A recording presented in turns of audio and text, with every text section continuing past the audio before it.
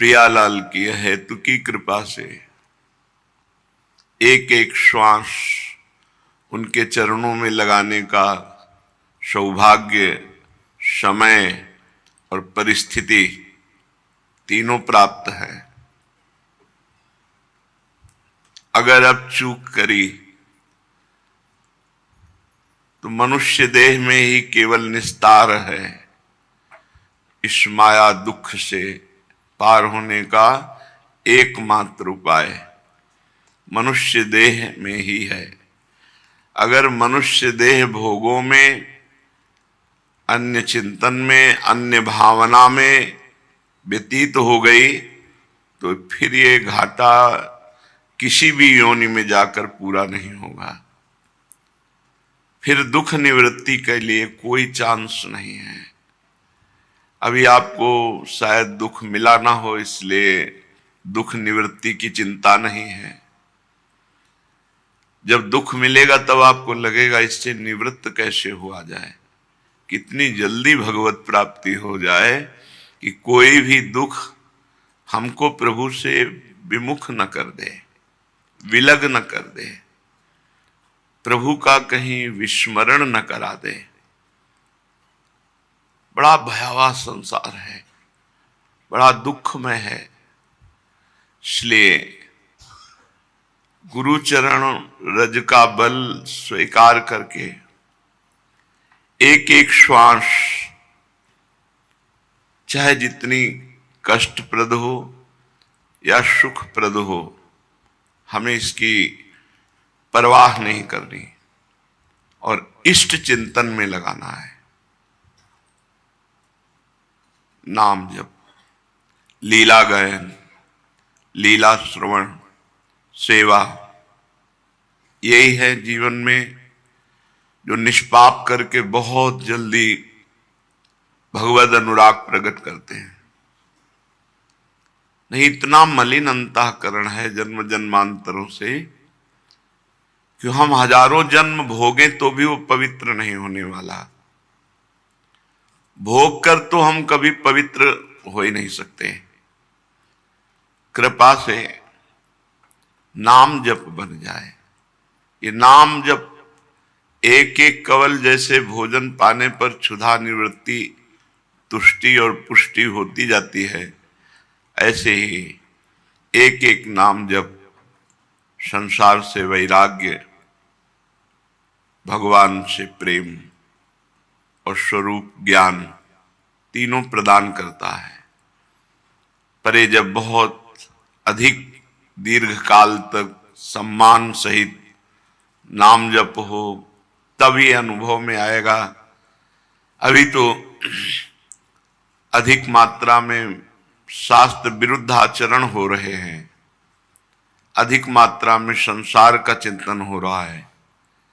जब प्रभु का चिंतन हो, प्रभु का नाम जप हो, तब आपको अनुभव में आएगा कि संसार में अरुचि हो रही है, कुछ अच्छा नहीं लग रहा और स्वाभाविक भगवान प्यारे लगने लगे हैं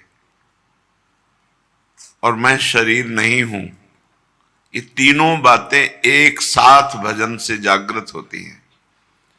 अब रात दिन भगवत कृपा का बल लेकर कलयुग की ये जो आंधी चल रही है भोग विलासिता की, इसका त्याग करते हुए, इससे बचते हुए निरंतर भजन, तो फिर दिव्य धाम, दिव्य लीला, दिव्य धामी प्रिया प्रीतम, इनका प्रकाश हृदय में हो।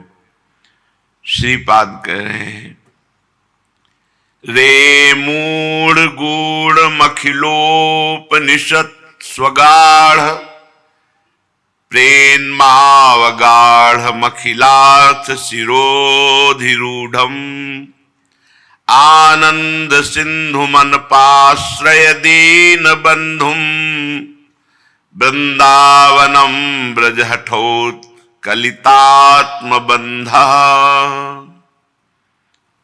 मूर्खता मत करो।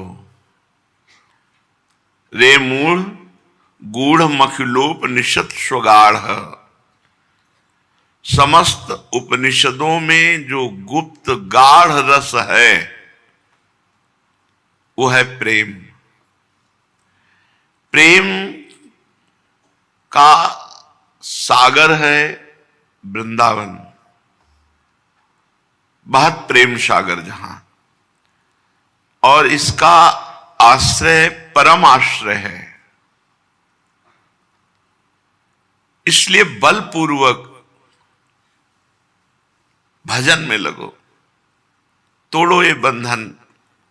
ये सुख मिल जाए, ये पद मिल जाए, ये रुपया मिल जाए, ये मिल भी जाए तो क्या होगा, फिर देखो, फिर और कुछ मांगे, और कामनाएं और वासनाएं, इनसे विश्राम तो नहीं मिलने वाला। जहां जहां चित्त दोगे वहां वहां कामनाएं और खड़ी हो जाएंगी, उनसे निवृत्त होना है। हमारा जन्म हुआ है निष्काम बनने के लिए, हमारा जन्म हुआ है भगवदानंद प्राप्ति के लिए, हमारा जन्म हुआ है कि अब जन्म ना हो, इसलिए हुआ है। ये सब संसारिकता के लिए नहीं है। ये तो भूल से हम स्वीकार कर रहे हैं और ये भूल मिटाने आए हैं और हम भूल बढ़ाते चले जा रहे हैं। तो पहले इस श्लोक में कहा, रे मूढ़, काहे को मूर्खता करके अपने जीवन को दिव्यता से हटा करके पार्थिव भोगों में लगाकर नष्ट कर रहे हो। उपनिषदों में जो गूढ़ रस है वो है प्रेम, और प्रेम का समुद्र है वृंदावन, और इसका आश्रय ले लिया है, यह है परम आश्रय। अब बलपूर्वक भजन में लग जाओ, इंद्री मन इनकी बातें मत सुनो, जितने भी राग हैं इनको तोड़ दो, तो अनुराग को हृदय में ही आप देखोगे, प्रेम हृदय में ही जागृत हो जाएगा। वही सबकी ममता ताग बटोरी, मम पद मन ही बांध बर डोरी, यह है बलपूर्वक राग तोड़ना, यह है बलपूर्वक भजन करना। वृंदाटवी भुवन पावन कीर्ति वृंदा, वृंदारकैर सुलभा यदि भाग्य लब्धा, आराधयात्र रसतः सहराधया, श्री गोविंद मिंदु चयनिंदि मुखारविंदम। आओ श्री धाम वृंदावन आ जाओ। त्रिभुवन को पावन करने की सामर्थ्य रखने वाला, बड़े बड़े देवता ऋषि मुनि जिसकी कीर्ति का गायन करते हैं, ऐसे दुर्लभ वृंदावन में आओ, वृंदावन का दर्शन करो, बड़े भाग्य प्रकाशित हो जाएंगे, अर्थात दुर्भाग्य नष्ट हो जाएंगे। क्योंकि यहां श्री किशोरी जी के सहित श्री गोविंद जी, जो करोड़ करोड़ चंद्रमाओं की भी कांति को हे कर दे, ऐसे युगल सरकार विराजमान है। ऐसे युगल सरकार का आराधन करो, वृंदावन आओ, नाम जप करो, नाम कीर्तन करो, प्रभु के लीला चरित्रों का गायन करो, और युगल सरकार के चरणारविंद में चित्त जोड़ो। श्री ध्रुवदास जी महाराज कह रहे हैं, युगल सरकार के अलावा कहीं भी चित्त अगर दिया तो अच्छा नहीं, तुम फंस जाओगे। कहीं भी चित्त दिया, ये बहुत काम की बात है, पर पकड़ में नहीं आएगी। हम धन पर विश्वास कर सकते हैं, किसी व्यक्ति पर विश्वास कर सकते हैं, पर प्रिया प्रीतम पर विश्वास क्यों नहीं कर सकते? कैसी प्रचंड माया है। ध्रुवदास जी कह रहे हैं, अनत अटक नाहिन भली, या समुझे सब कोई, लाहे न मन को जो रुचे, फिर दुख ही होए। प्रभु के सिवा किसी अन्य का आश्रय ले लिया, अन्य पर विश्वास कर लिया, तो आखिरी में परिणाम में देखना हितकर नहीं होगा, वो बड़ा दुखद होगा, बड़ा पश्चाताप होगा कि पूरा अनन्य भाव करके हमने समय प्रिया प्रीतम को क्यों नहीं दिया, ऐसा गलती कैसे कर दी। अन्यत्र चित्त देना, विश्वास कर लेना, भरोसा कर लेना, अपने जीवन को संकट में डालना है। केवल प्रिया प्रीतम पर विश्वास, एक भरोसो एक बल एक आश विश्वास, केवल आराध्य देव। अगर कोई व्यक्ति का आश्रय भी लेते हो, धन का आश्रय लेते हो, विषय का आश्रय लेते हो, तो और विषय रस पाइए सो दुख कर जाने, क्योंकि ये नाशवान है, क्षणिक है, स्थायी है नहीं, ये हमारे साथ जाने वाले हैं नहीं। फिर क्या करेंगे इनका हम आश्रय लेकर?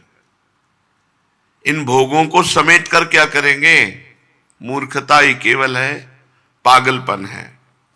खूब दुनिया का वैभव एकत्रित किया, शरीर छूटा, कुछ साथ नहीं, बस किए हुए शुभ अशुभ कर्म, फिर वही जन्म, फिर वही मरण। इसलिए कह रहे तहां न दीजय चित्त ध्रुव, ये कहो मेरो माने। जहां जहां तुम चित्त दोगे, विषय में, धन में, वस्तु में, व्यक्ति में, स्थान में, ये सब नाशवान है, ये सब काल के गाल में पड़े हुए हैं। ये पूरा प्रपंच काल के गाल में है। इसीलिए प्रपंच का ही त्याग करें, संपूर्ण प्रपंच। बड़े भाग्यशाली हैं जिनका लक्ष्य बन गया है भगवत प्राप्ति। बड़े भाग्यशाली हैं जिनके मन में बात बैठ गई कि अब मुझे भजन करना है, रात दिन भजन करना है। जितनी चेतना हमारी रहेगी उसमें हम भजन करते रहेंगे। मूर्छित हो गए, सो गए या मर गए तो बात अलग, नहीं भजन नहीं छूटेगा, तो जीवन धन्य हो गया। अन्य आश्रय, अन्य चिंतन, विषय आश्रय, विषय चिंतन, ये बाद में तुम्हें दुख ही देगा। तो क्या करे? अब तो ऐसी चित्त धरी, जुगल चरण रंग राची, महामाधुरी केली गुण, छिन छिन गाए अरुणाची। अब तो मेरी बात मान लो और अपने चित्त को चित्चोर युगल सरकार के नाम रूप लीलाधाम में दे दो। युगल सरकार के प्रेम रंग में रंगना है, उनके नाम का जप करना, नाम का कीर्तन करना, लीला का गायन करना और उनके लिए नाचना, उनके लिए गाना। ये बहुत जल्दी प्रेम प्रकाशित होता है, पर केवल प्रभु के लिए हमारा जीवन हो। हमारा नाचना गाना संसार के दिखावे के लिए ना हो, प्रियालाल के लिए हो। बोले अब मेरी बात समझ लो, अपने चित्त को प्रिया प्रीतम के चरणारविंद के प्रेम रंग में रंगना है तो उनकी केली का गान करना है। ये चतुराशी जी 42 लीला, श्री वृंदावन दास चाचा जी की वाणी, हरिराम व्यास जी की वाणी, स्वामी हरिदास जी की वाणी, ये सब महान रसमयी वाणी है। बड़े भाग्यशाली हैं जिनको वाणी गायन करने में रुचि हो गई है, नशा हो गया है। हर समय कोई न कोई पद गुनगुनाते रहते हैं तो धन्य हो जाएगा जीवन। बोले पद गायन करो, नाम कीर्तन करो, नाचो गाओ, रिझा लो, किसी भी तरह प्रिया प्रीतम को रिझा लो। बड़े रिझवार ठाकुर हैं, बहुत जल्दी रिझ जाते हैं। सुनि ध्रुव ऐसी चाहिए, छाड़ी जगत की रीति, जुगल चरण कोमल सुरंग, तिन्हि सो करी प्रीति। श्यामा श्याम के कोमल चरणारविंद जो महावर रचे हुए अद्भुत लालिमा से तो वैसे ही युक्त है, ऊपर से महावर है, फिर मेहंदी की चित्रकारी है। ऐसे गौरवर्ण सांवल चरण, रच मेहंदी के रंग, तिन तरुवन तर लुठत रहे, रति कोटि अनंग। ये हमारे हृदय में हर समय स्फुरित होते रहे, हमारे जीवन का लक्ष्य बन जाए।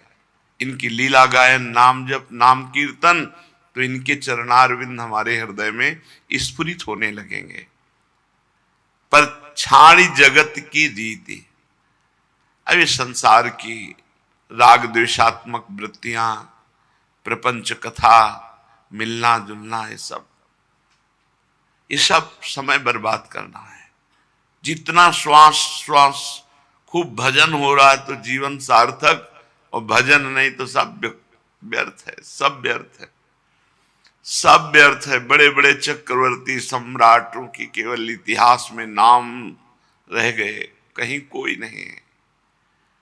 हम चाहते हैं कि हमारा नाम हो जाए, कीर्ति हो जाए, यश हो जाए, इतना बैंक बैलेंस हो जाए, इतना ये हो जाए, मर गए, कुछ काम नहीं आया।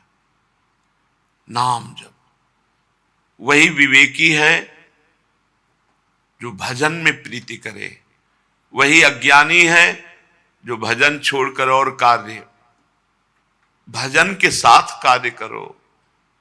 भजन के बिना वो कार्य सामर्थ्यशाली नहीं कि तुम्हें मुक्ति प्रदान कर देगा। ये सामर्थ्य भजन में है। इसीलिए मामुनि स्मर युद्ध च, मेरा स्मरण करते हुए युद्ध करो, भगवान ऐसा बोले। युद्ध माने कर्तव्य, अपने कर्तव्य का पालन मेरा स्मरण करते हुए करो।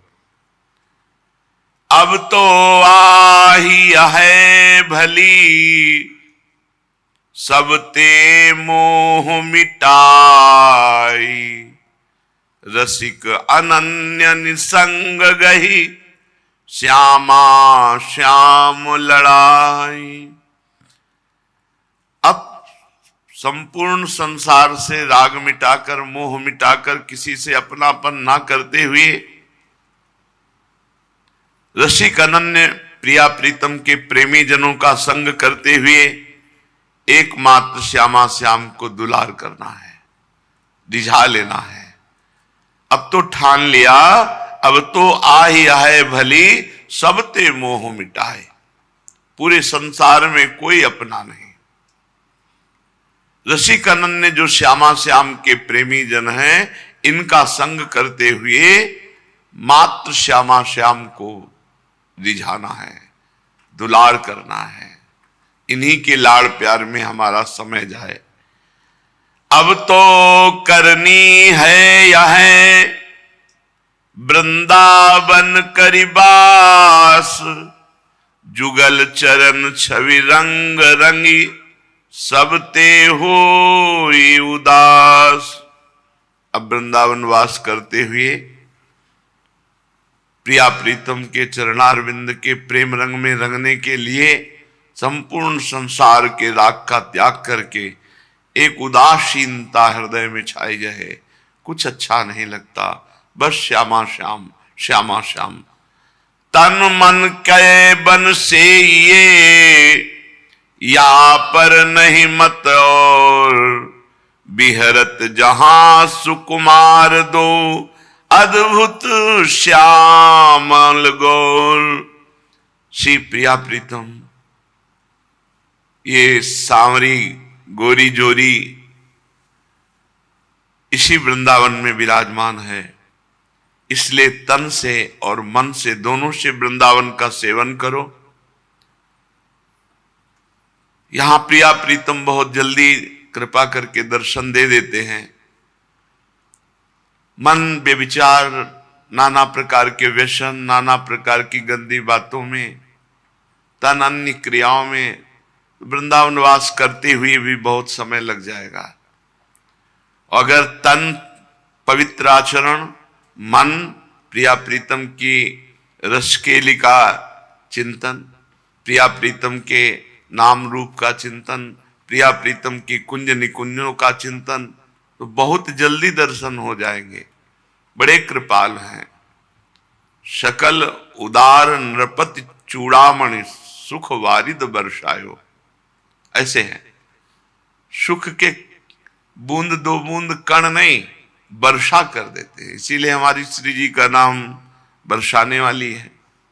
सुख वर्षा बरसंत में सहजाद्भुत सौख्य धाराम श्री राधिका चरण रेणु महम स्मरामि। अद्भुत सुख की धारा जिनके चरणों से बरसती रहती है, वो बरसाने वाली श्री लाडली जू। अद्भुत सुख समुद्र श्री लालजू महाराज। ये श्यामल गौर जोरी इसी वृंदावन में विराजमान है, यही केली कर रहे हैं, यही खेल रहे हैं। बस हम तन और मन दोनों से वृंदावन का सेवन करें, पवित्र आचरण करते हुए, प्रिया प्रीतम का ही मनन करते हुए, तो यहां बहुत जल्दी भगवत तत्व स्फुरित हो जाता है, बहुत जल्दी भगवत प्रेम स्फुरित हो जाता है। इन्हीं नेत्रों से बहुत जल्दी प्रिया प्रीतम का साक्षात्कार हो जाता है। चलो चलते हैं जहां देव माता अदिति जी भगवान से विनय कर रहे हैं और सामने चतुर्भुज भगवान श्री हरि विराजमान है। विनय पूर्ण हुई। भगवान ने कहा, माता मैं जानता हूं कि आप किस उद्देश्य से पयोव्रत किया। आप यही चाहते हैं ना कि बलि से देवराज पद छीन करके आपके पुत्रों को दें, आपके पुत्र पुनः अमरावती में सुखपूर्वक वास करें। तो ऐसा किया नहीं जा सकता, क्योंकि बलि ने अपने गुरुदेव को संतुष्ट कर लिया है, और गुरुदेव जिसके ऊपर प्रसन्न है उसको पराक्रम के द्वारा परास्त नहीं किया जा सकता। मैं तुम्हारे पुत्र के रूप में अवतीर्ण हूं और जाकर के भिक्षा मांग करके मैं संपत्ति दे सकता हूं, लेकिन पराक्रम के द्वारा नहीं। ये देखो गुरु आराधना का फल। भगवान कह रहे पराक्रम के द्वारा बलि पर विजय प्राप्त नहीं की जा सकती। मैं तुम्हारा पुत्र बनूंगा और फिर भिक्षा मांगूंगा, भीख मांगूंगा जाके। त्रिभुवन के स्वामी भगवान देव माता अदिति से ऐसा कहा। परीक्षित, भगवान जब ऐसा कह रहे थे तो उस समय तो शंख चक्र गदा और पद्म कमल धारण किए हुए थे। देखते देखते भगवान वामन के रूप में प्रकट हो गए। भगवान का जो भी अवतार होता है सब दिव्य चिदानंदमय होता है, पार्थिव नहीं है। अद्भुत रूप भगवान का वामन रूप, वामन छोटा रूप। कश्यप जी के घर का अंधकार नष्ट हो गया, दिशाएं निर्मल हो गई, नदी और सरोवरों का जल स्वच्छ हो गया। सबके हृदय में एक आनंद की बाढ़ आ रही है। सब ऋतुएं एक साथ प्रकट हो गई। स्वर्गलोक, अंतरिक्ष, पृथ्वी, देवता, द्विज, गौ, पर्वत, सबके हृदय में आनंद का उल्लास है। भगवान वामन जिस समय प्रकट हुए उस समय चंद्रमा श्रवण नक्षत्र पर थे। भाद्रपद मास के शुक्ल पक्ष की श्रवण नक्षत्र वाली द्वादशी थी। अभिजीत मुहूर्त में भगवान का जन्म हुआ। सभी नक्षत्र तारे भगवान के जन्म को मंगलमय सूचित कर रहे थे। जिस तिथि में भगवान का जन्म हुआ था उसे विजया द्वादशी कहते हैं। जन्म के समय सूर्य आकाश के मध्य भाग में स्थित थे। भगवान के अवतार के समय शंख, ढोल, मृदंग, ढफ, नगाड़े आदि बाजे बजने लगे। तरह तरह के वाद्य बज रहे हैं। तुरही तुमुल ध्वनि कर रही। अप्सराएं प्रसन्न होकर नाचने लगी। श्रेष्ठ गंधर्व गाने लगे। मुनि देवता मनु पितर अग्नि स्तुति करने लगे। सिद्ध विद्याधर किम पुरुष किन्नर चारण यक्ष राक्षस पक्षी मुख्य मुख्य नागगण और देवताओं के अनुचर ये नाचने गाने एवं भूरी भूरी प्रशंसा करने लगे। देव माता अदिति के आश्रम को पुष्पों की वर्षा से ढक दिया। ऋषि मुनि गंधर्वादि ने अदिति जी को बहुत आनंद देखा। परम पुरुष परमात्मा सर्वाश्चर्य में स्वरूप धारण किए हुए विराजमान है। कश्यप जी भी भगवान को अपनी योग माया से शरीर धारण किए हुए देख विस्मित हो गए और कहने लगे, जय हो विश्वात्मा आपकी जय हो। परीक्षित, भगवान स्वयं अव्यक्त एवं चित स्वरूप हैं। उन्होंने जो परम कांत में आभूषण एवं आयुधों से युक्त शरीर ग्रहण किया था, वो देखते देखते अंतर्ध्यान हो गया और भगवान वामन ब्रह्मचारी का रूप धारण कर लिया। ठीक वैसे ही जैसे कोई नट अपना वेश बदल ले, क्योंकि नट नागर अद्भुत लीला विहारी भगवान है। भगवान को वामन ब्रह्मचारी के रूप में देखकर महर्षियों को बड़ा आनंद हुआ। उन लोगों ने कश्यप प्रजापति को आगे करके जात कर्माद संस्कार करवाए। जब उनका उपनयन संस्कार होने लगा तब स्वयं गायत्री देवी सविता ने उन्हें गायत्री का उपदेश किया। देवगुरु बृहस्पति जी ने यज्ञोपवीत और कश्यप जी ने मेखला, पृथ्वी ने कृष्ण मृगचर्म, वन के स्वामी चंद्रमा ने दंड और माता अदिति ने कौपीन कटिवस्त्र और आकाश ने वामन वेशधारी भगवान को छत्र दिया।